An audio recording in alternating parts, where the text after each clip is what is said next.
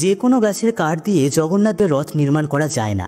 একমাত্র বিশেষ নিম গাছ ও হাসি গাছের কাঠ দিয়ে পুরীর জগন্নাথ দেবের রথ নির্মাণ করা হয়। রথ তৈরির কাজ রথযাত্রার 2 মাস আগে থেকেই শুরু হয়ে যায়। বছরের পর বছর ধরে একই নিয়ম মেনে এই রথ নির্মাণ করা হয়। তিথি অনুসারে রথের জন্য কোনো পেরেক বা কোনো কাটা কাঠ ব্যবহার করা হয় না। রথের কাঠ হতে হবে সোজা ও খাঁটি।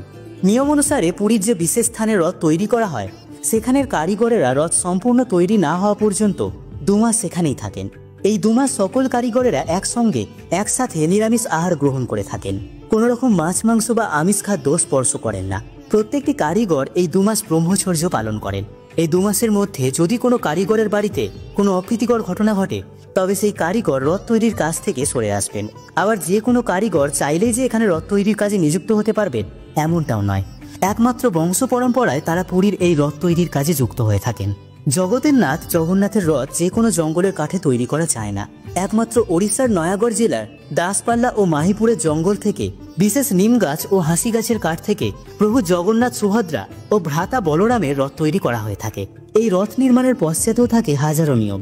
যে কেউ গিয়ে এই বন থেকে যে কাঠ কেটে আনতে পারবেন এমনটাও নয়। কাঠ কাটার পশ্চাতেও রয়েছে নির্দিষ্ট নিয়ম।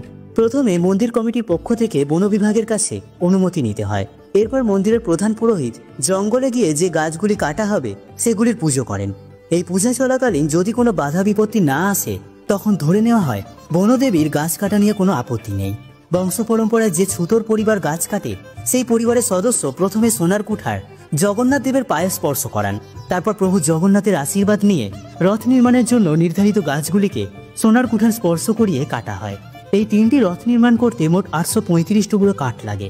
এবার অনেকেই ভাবেন যে রথযাত্রা শেষ হওয়ার পরে এই 3টি রথের কি হয়। রথযাত্রার পরে রথগুলিকে ভেঙে ফেলা হয়। তারপর এই কাঠ চলে যায় মন্দিরের পাকশালায়, যেখানে ওই কাঠ দিয়ে সারা বছর জগন্নাথ দেবের ভোগ প্রসাদ প্রস্তুত করা হয়। আবার কিছু কাঠ নিলাম করে দেওয়া হয়। আবার যে ব্যক্তি নিলামের এই কাঠগুলি ক্রয় করেন তাদের সতর্কবার্তা দেওয়া হয় এই কাঠগুলি তারা যেন কোনো খারাপ কাজে ব্যবহার না করে।